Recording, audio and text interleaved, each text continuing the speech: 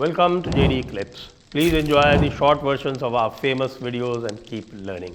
And don't forget to subscribe. आज का प्रथम प्रश्न आपसे यही है कि हमारी थीम है एक है तो सेफ है, बटोगे तो कटोगे, और प्रत्यक्ष प्रमाण दिल्ली में इस समय दिख रहा है।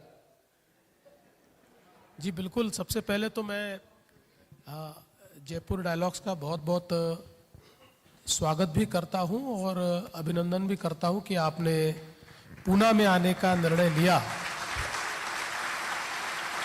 और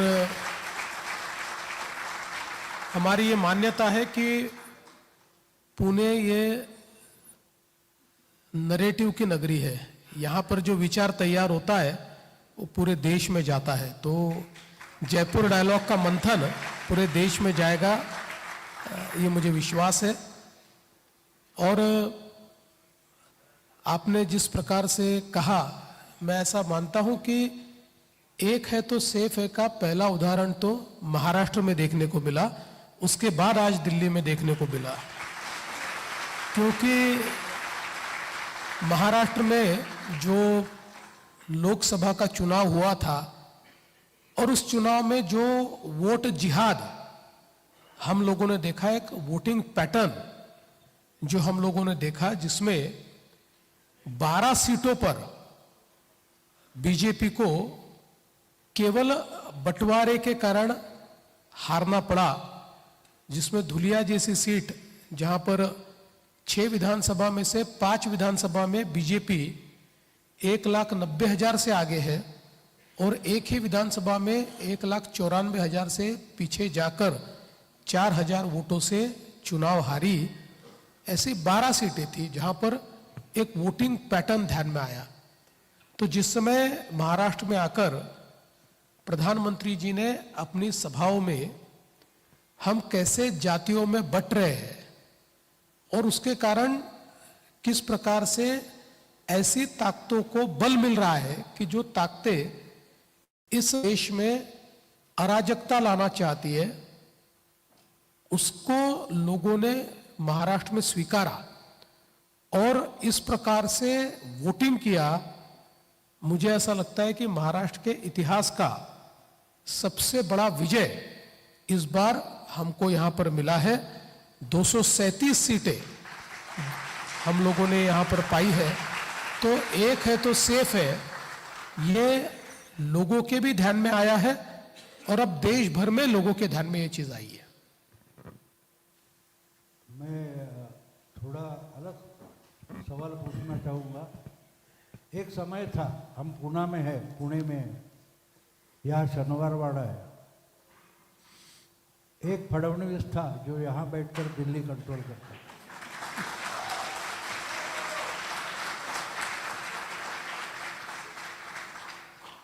तो एक है तो सेफ है करके हम इतिहास दोहराने जा रहे हैं। देखो, शुरुआत तो वहाँ से हुई थी। मैंने संजय जी को बोला कि जब अक्टूबर में हम जयपुर में मिले थे, वहाँ हर जगह हम ये ऐसे पोस्टर देखते थे, तो वहाँ हमारा स्पॉन्सर था निस्वार्थ कदम। ये अगला कदम है, ये अगला कदम है। और यहाँ से आज का मुहूर्त है कि दिल्ली में भी हो गया कुछ। तो मेरा फडणवीस जी से यह सवाल है कि 6 सालों से, कम से कम 5 सालों से हम एक मनगढ़ंत कहानी सुनते आए कि आपने बिल्कुल 6 साल पहले 14 में शिवसेना बीजेपी युति टूटी थी, फिर जोड़ने की कोशिश हो गई, वो 19 की फरवरी में हुई। और जब अमित शाह जी और फडणवीस जी मातोश्री गए थे, ऐसा कहा गया कि बंद कमरे में 2.5 साल का वचन दिया गया था। तो ठीक है, उसकी सच्चाई कौन बताता है कौन नहीं बताता पता नहीं, लेकिन मेरा सवाल ये है कि फिर 9 महीने बाद जब विधानसभा के नतीजे आ गए, तो नतीजे आने तक तो एक बात थी, युति थी, और नतीजे आने के बाद 1 घंटे में युति टूट गई। तो ये कहा गया कि बीजेपी दगाबाजी कर रही है, बीजेपी ने जो वचन दिया था उसका पालन नहीं कर रही है। ये पिछले 5 साल की एक स्टोरी हर मीडिया में, हर चैनल में, हर अखबार में आ गई। हमें आपसे ये जवाब चाहिए कि आपने, अमित जी शाह ने या प्रधानमंत्री नरेंद्र मोदी ने 2.5 साल के लिए ना कहा तो कैसे कहा? क्योंकि मैं मजाक नहीं कर रहा हूँ, मैं सीरियस क्वेश्चन पूछ रहा हूँ। 5 साल से हम ये स्टोरी सुन रहे, ये सुन रहे भाऊ ने, लेकिन ना वो बता रहे, उद्धव ठाकरे ना बता रहे कि भाई इन्होंने ईमेल भेजा, व्हाट्सएप भेजा कि नहीं 2.5 साल नहीं दूंगा, ये इन्होंने नहीं कहा। लेकिन उद्धव ठाकरे जी जो ना बोल रहे कि हमको ना कहा गया, तो वो किस माध्यम से कहा गया, ये सवाल है। भाऊ ने बहुत सटीक प्रश्न यहां पर किया है।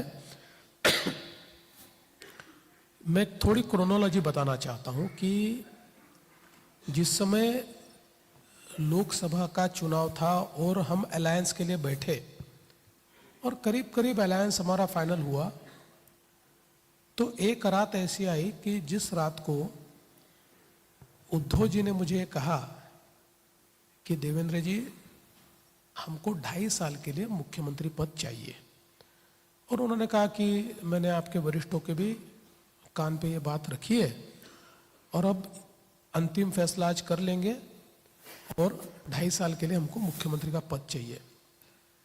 रात में करीब 1 बजा हुआ था। मैंने कहा देखिए ये कोई फैसला तो मैं नहीं ले सकता, क्योंकि मेरी पार्टी एक पार्लियामेंट्री बोर्ड के थ्रू फैसला करती है। तो मैं ये प्रयास करता हूँ, हमारे अध्यक्ष अमित भाई है, मैं अमित भाई से बात करता हूँ। तो रात को 1 बजे मैंने फ़ोन किया, फॉर्चुनेटली अमित भाई भी जगह थे। तो मैंने उनको कहा कि अभी करीब करीब हम सीटों पर तो मान गए हैं, आगे का भी सारी चीज़ें मान्य हो गई है, लेकिन उनका कहना है कि हमको 2.5 साल के लिए मुख्यमंत्री का पद दिया जाए।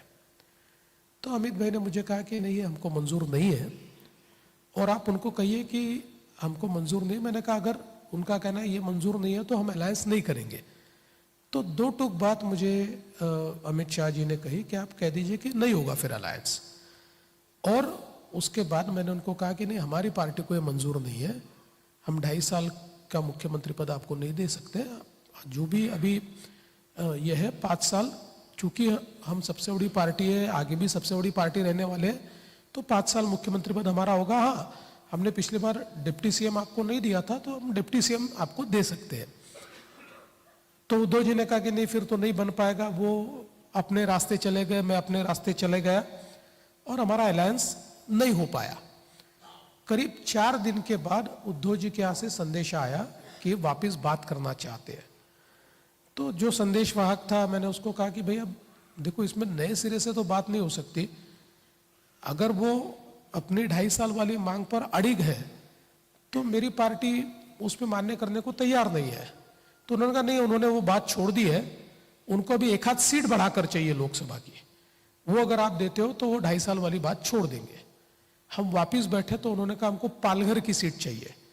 तो मैं भी उस पर भी तैयार नहीं था। मैंने कहा ये तो हमारी पारंपरिक सीट है, हम इतने बार जीते हैं, लगातार हम लोग जीतते हुए आए हैं, बाई इलेक्शन में भी हमने इसको जीता। तो उन्होंने कहा नहीं, ये सीट तो हमको देनी पड़ेगी। तो मैंने वापस बात की तो अमित भाई ने और सभी लोगों ने मिलकर मुझे कहा कि नहीं चलो यार, अपने इतने पुराने साथी, 1 सीट से क्या फर्क पड़ता है, आप दे दो। तो हमने कैंडिडेट सहित वो सीट उनको दे दी, हमारा अलायंस हुआ।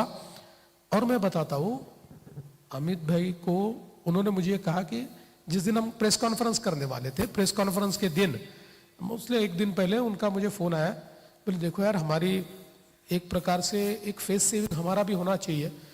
तो मुझे लगता है कि अमित भाई पहले मातोश्री पर आए और वहां से हम प्रेस के लिए जाए।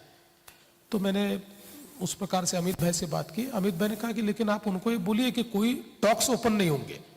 मैंने कहा नहीं नहीं, उनसे बात हो गई है, कोई टॉक्स ओपन नहीं होंगे।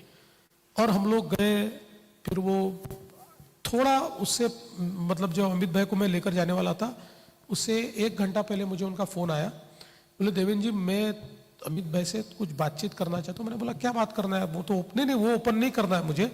क्या है कि पिछले 5 सालों में जो हमारी भावना रही कि हमारी बात नहीं सुनी गई या जो भी हमारे बीच तकरारें, वो मुझे एक बार उनको बोल के आगे में ठीक सारी चीजें चले, इस प्रकार से उनके साथ मुझे बातचीत करनी। मैंने बोला बहुत अच्छी बात है, बिल्कुल आपके मन की सारी चीजें बोल दीजिए और आप उनसे बात करिए। तो ये जो बंद कमरे वाली बात है, इसमें जो एक बड़ा सा आपका छोटा कमरा है, बाहर बड़ा कमरा है, बड़े कमरे में मैं, आदित्य और बहनी भाभी जी हम बैठे हुए थे, और एक ये दोनों भी साथ में हम लोग सब बैठे थे। फिर मैंने याद दिलाया, मैंने कहा उद्धव जी आप कुछ बात करना चाहते तो बोले हाँ 5 मिनट। मैंने अमित भाई को बताया था, ये लोग 10-12 मिनट अंदर बैठे, फिर मुझे अंदर बुलाया। फिर बोले कि अभी बातचीत ऐसी हुई है कि एक फेस सेविंग हमको देना है, तो अभी जो आप प्रेस कॉन्फ्रेंस में ऐसा बोलिए कि सत्ता में हमको सहभागिता मिलेगी, समान रूप से हमको सहभागिता मिलेगी वगैरह, एक 3-4 चीज़ें उन्होंने कही। तो मैंने वो चीज़ें, ये तय हुआ कि सिर्फ मैं प्रेस में बोलूँगा, वो दोनों प्रेस में नहीं बोलेंगे। तो क्या बोलना है ये मैंने वहाँ बोल के दिखाया। फिर उन्होंने भाभी जी को बुलाया, फिर मैंने वो क्या कहते हैं उसको रिवाइंड करते हैं ना, ऐसा अपनी कैसेट को रिवाइंड करके भाभी जी के सामने बोल के दिखाया। फिर वही मैंने हिंदी में भी बोल के दिखाया और फिर वो अप्रूव हो गया। और उस अप्रूवल के बाद उन्होंने कहा अब सब अच्छा हो गया, अब हम चलते हैं। फिर हम लोग गए, वो ब्लू सी नाम का एक हॉल है, वहाँ पर हमारी प्रेस कॉन्फ्रेंस हुई।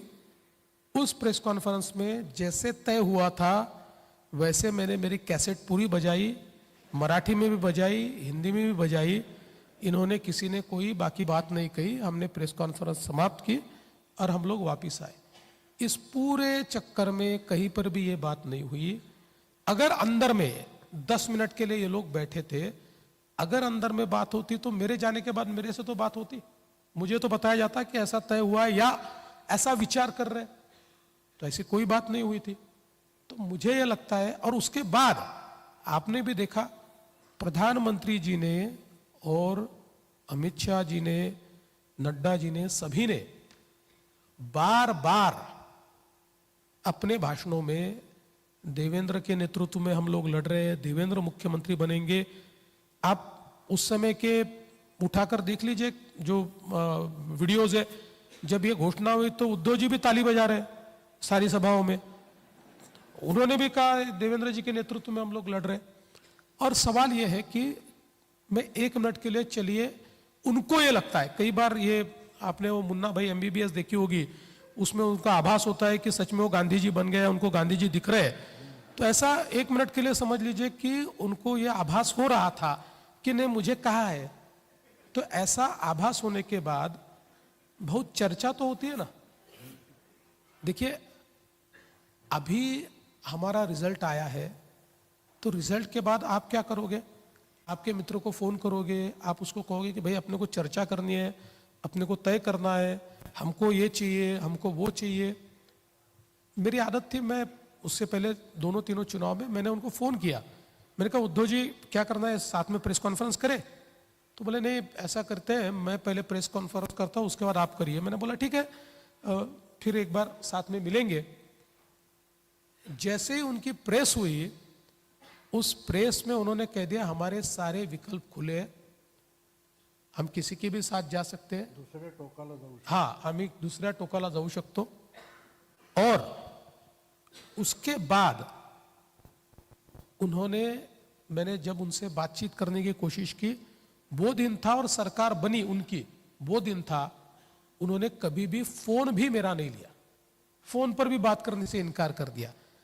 तो सवाल ये उठता है कि अगर आपको डिस्कशन करना है, अगर आपको ये आभास है कि नहीं मुझे किसी बंद कमरे में ये कहा गया था कि आपको CM का पद दिया जाएगा, तो चर्चा तो कर सकते थे। आपने चर्चा नहीं, क्योंकि आपने पहले दिन से तय कर लिया था कि अगर नंबर गेम फंसता है। और इसमें मतलब बाद में जो चीजें ध्यान में आई वो ये आई कि शरद पवार जी ने इनके साथ एक प्रकार से प्रीपोल टैसिट अंडरस्टैंडिंग की थी।